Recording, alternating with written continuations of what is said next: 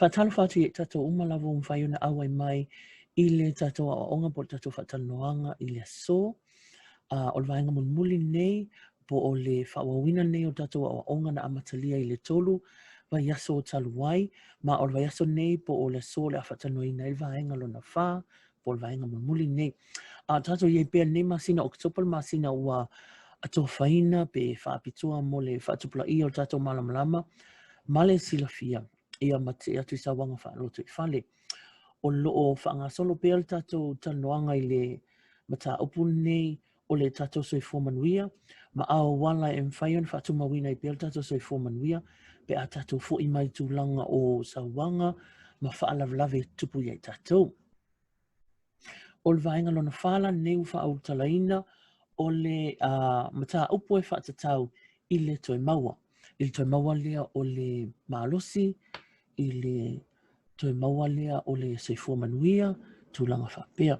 O nei awa onga ua saunia te maitai foma I a Mary Ellen Copeland, o loo tautai o loo taitai e loo nei tangata o Judy Matatia, o se sui o vaenga o Pokalami Whai al Mau, ma o loo whatanu uina I le so, le aso luso tasi oktopa, I le tausanga lua whelua sfulu.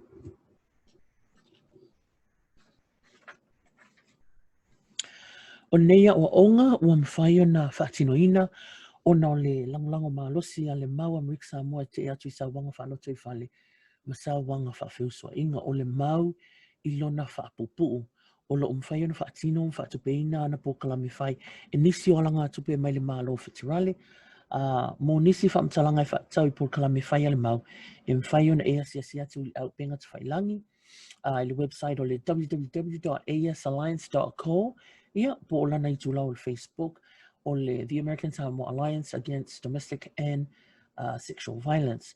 Whai eni fasili po ni whaasoi whaatau le tatum ta upu I le so. Whai fo iona e whai lo mai le messenger o le Facebook a le mau. Pe emaili mai fo I le asadsv@gmail.com pe wala au mai fo I tatou ofisa. Le ono van whaono I vaiva o lua fitu lua. O le vaiaso mulmuli nei, po le vaenga mulmuli nei, ia I le tolu vaiaso taluai sa tatou whaatanoi nei, vaenga e tolu, mai vaenga e I wha, o le soina o le toi maua, o le soifua maloloina whalma whawhau. Le lai el vaenga mua, lua ma le tolu, o man whaatanoi nei vaiaso e tolu, ma le so, mta upu lona wha, mta upu e whaatau I le toi maua, o lo soifua manuia, toi maua o lo malosi, tūlanga whapea. O le sini au tūla le so, o mta upu nei whaatau I toi maua o malosi, toi maua lo Soifua Manuia. Lela ye vaenga nei e fitu I lalo o le vaenga nei wha, le vaenga mulmuli nei o mta upu whaatau I toi maua. Vaenga la ye fitu. O na o tato taimi, whaatulanga ina. Ia o le amwhaiona wha pupula ati nei nisi o mta upu, ai le o vaenga uma nei e whaatau I toi maua. A vaenga la ye fitu e whaatau I toi maua. Vaenga mamua vaenga yati oe lava ia. Lua sui o mawhawhanga whaalelelei mawhawhanga le. Tolu langlangoina e I lātou e tūlanga tutusa mea wa tupu I lātou. Wha o le ngalue po o tatou ngaluenga whai. 5 toe maua o le malosi mai manuanga po ti ngā po mawhatianga o whaalongona mal mawhawhau. Ono puipuinga mai pule o leola e mal fitu po le vaenga mulmuli o le mata upu o nisi o mata upu whaapopo le awhapena ona tatou mwhaion tatou wo atu iai. Vaenga momola le na ta ua vaenga yati oe lava ia. O le vaenga lalo le tangata lava ia yate ia atono o le ama whai o na tau fia le ave o ia ma tangata o lo ofia tau mwhai iai ma le tu ainga o langa fia soifua ai. O le whatupula ia o lo vaenga yati oe lava ia e whaalele iai winga o lo soifuanga I le whainga o laufufuanga Faatino. Atono e te tauna e ngalua I le whatupula ia o le vaenga o oe yati oe lava. Nisi nei o mea mwhai ona e whaia. E mwhai ona e whatanuina le tūlanga lea o lo toi tilo alunga lava oe yati oe. Awani e manati whatawaa oe yati oe. Le la ye le tūlanga lea o le yesi osi o mea oe I tangata. I tangata I le lei a lofa toi mautu. La eso la e langona I lo fia ma le au le lei tele o taimi. Whai esi tala anga o lo o langa e whaonga aini ata. Mwhai ona e whai mati tilo iai. Whaasoa fo inisi tangata. Lisi I lalo mea ese ufa Manuia ina I lo tangata. I lo langa. Whaonga se 10 minute tustusi e lalo mea lei umai whaatau i ate oe o lo o mawhai ona e mawhawhawina. Whaia se mea ata ai. O le ata, o le tātou whaimutali talie, o se whaimaile tangata, o se waifufole, tūlanga mawhatianga. Tūlanga whapea. Wai mawai fwoi fia le ata. Whaia ni mea la aiti wa lewa ona e fia whaia. Whaia se mea whapitua mo se isi tangata. Ia, whai mata utau mea le lei, pe on tau tinonga fo inea, whai mata utau mea le lei e te fia whatau nuina. O le sile tūlanga tā ua o le sui o mawhauwhanga whaale le lei, i mawhauwhanga le lei. O le sui o mawhauwhanga whaale le lei, mawhauwhanga le lei, i mwhaionu sa soani e te langona ilo fia oe la vai e iati oe. Ina ia whaatele ina ilo fia i lo o langa, o le finfinau ma le iai o le taimi, pia i le taimi e panganoa. I mwhaionu sui ai mawhauwhanga, uinga mtatonunga whaale le lei. E avea ma le lei mawhauwhani i le toi maua, o le malosi ma le manuia. Ia ila mea nei e wha ia iloa ma mala malama, i o mawhauwhanga, ma o winga whaale le lei. Sa ili, po ono tatau, malo i o tu whaale le lei, na e te iloa o lo o whaia. Ave ese mawhauwhanga whaale le lei, a suia i mawhauwhanga le lei. Ia malvaenga mulmuli. Whaamalosia, matoi whaamalosia, matoi whaamalosia. Ia mawhauwhanga le lei. Ia whaatupula ia pia mawha a tili pia le tūlanga o mawhauwhanga le lei. E mawhaifo i ona e whaiese fōwhanga Faatino whapitoa mamata uputau i ngā luenga. Pei lao tūlanga nei. A whaiwa ies tūlanga o le a matalia se ngā luenga fōu. Toi fō i ngā luenga. Whaatupula ia i tūla whai ngā luenga. Suia ni ngā luenga whai. Whea ngai ma ngā luenga. Whea ngai ma tangata whai ngā luenga. Whaatea ese mai i se ngā luenga. O mea umanei e mawhaiona e whai iai i se tūlanga o se Fuafuaga Faatino. Whaatatia sau Fuafuaga Faatino. Awa le ngawhatau li maina e oe o ni tūlanga nei o suinga i te tono se ngā luenga tūlanga whapea. O se te leo tangata wa awhia i tua inga manuanga po mawhatianga po ti ngā o whaalongona whaale mawhawhau i o lata wōlanga. Tato whaunga e ave leu Britania leo le trauma. O ia ti ngā. So is tūlanga tau whaafefe ma le matu ia, Maua awhia te leale tūlanga o le mawhai o na tato tartonuina, tangata, ma tato wainga fo i meo lo tupu langi. E awhia i tūlanga na. So se mea lawa lai whaatau i ti ngā nei mau mawhatianga. E te tauana ngā whaatau li maina i ni whainga maalie le mu malu. I te tonua se vaenga ina ia awane i toi a whaina tuai seisi, pe toi a whaina tuai oi. O la asanga la nei e lima. O la asanga a mata e lima. I le whianga iai ma mawhatianga po ti ngā o whaalongona po le a whaan mawhauwhau. Lela i e tūlanga nei. O le toi mawan malosi mai manuanga po ti ngā whaalongona ma mawhauwhau. Lela i e tūlanga nei la asanga a mata i e lima. Tā ua lo whai au whai unga mo lo lava soifua. Mana tua te tau na lala moa ia te oema e taita ia Fuafuaga uma e toe maua le toe maua ma whaafoisia ai lo malosi. O lona lua whaasoa i se tasi po stua tele i le mea na tupu ia te oi. Ia, ma le tūlanga na a mata nei ona whausia ni mawhatanga wavala lata ma se istanga taim whai ona langolango ina oi pe tutusa fo i se mea na tupu ia te ia mo oi. O le stūlanga o le ngā lue ma se whawhautua pe awa i atu i se whalapotupotonga. I o lātou whalapotupotonga o tangata po whalapotupotonga. O i lātou sa whapena fo i ona o tūlanga lea ma o manua ma whatia o ti ngā fo i o lātou whalongona. Ia malvaenga mulmulina. Whai se Fuafuaga Faatino.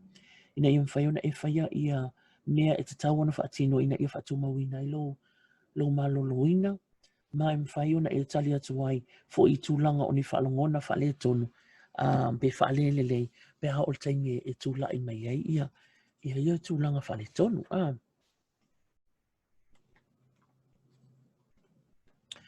O sisi le vaenga tāua tele. E tō tele tātou wa awhia pe sila whia se tasi a awhia I tūlanga o le tamwhai po ua pule le ola. O le mafu anga le nā e whainga tāi neim tā upu. O I la le vaenga o le tātou whatanoanga, tātou te whai le vaenga le o le vaenga po o le tausinga o oe lava I o oe. Self-care. Ma a whai iei se isi o whaafunga mai po se isi o awai mai tātou whatanoanga. E fia tūla e se mai tātou whatanoanga taimi nei, whamon mole I a whaia lea tūlanga a wāle maua lo Soifua Manuia. Mai le se whai tūlanga nei ati oe se vananga ai oe. O le whaiam whaonga se o le tūlanga leo le a e mālosi. Whaia ni a wala po ni meto tia e tau whiai oe mai le pule le wola. Pe alanga I e taimi a tata wo o tūlanga nao mawhatianga, ma tinga, o whaalongona, ma whaalmawhawhau. E whilongi ai o tata whaalongona, e o nofi mai e tutonu I tūlanga nei o le mawhawhau ma le I le pule le ola. A whaila te toi mawal maalosi, ia whaia la sau fuafuaga Faatino mo tūlanga lea. Pe whaia ni au wala tau fia ai le toi o atu iai. Le la iai le whaia mwhaonga se fuafuaga Faatino. Whai tonu mai la toi langlango ina oe ina ia awane iai se taimi e te nofo tasi ai pe a iai mawhauwhaunga po o whaalongona o le fia pule le ola.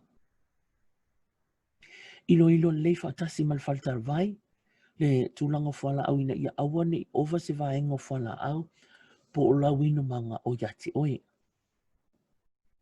Se si vaenga a anga inga I se tūlanga whale tonu o na ave sea lea o le ki o lau ta avale po pepa fo ie po credit cards pepa ie no noma I tua ia tupe mai faltupe. Ave se me teu whalei pe avatu I stangata te taltonuina. Se si tūlanga tau si talavai ma fō mai. Ma fō mai po le whalmai taimi umalava po ataimi o talavai tau si talavai. Ia ata o I lato e te fia iai ma te alofa iai o lau whanau lo tō lua lo ainga po elu. Ina ia mwhai ona eva ai iai so staimi. O tangata ne atono e whamanatu atu iai, e whamanatu atu iai ta ita le ta ua pea o le whaatastasi mawhtanga. Ma le sisi vaenga lea. Ia iai lava I taimi uma se manatu na tunga. I se tūlanga fia. Po se tūlanga lei. E tupu I le lumanai. Mai te nofo uta iai. Po se mea whalili tātou te look forward iai. Tūlanga whapea. A whai olo e masalomia se tasi ua I se tūlanga o le pūleo le ola. Ngā ioi. I tātou ngā ioi. Tusa pe le mana o iel tangata nei.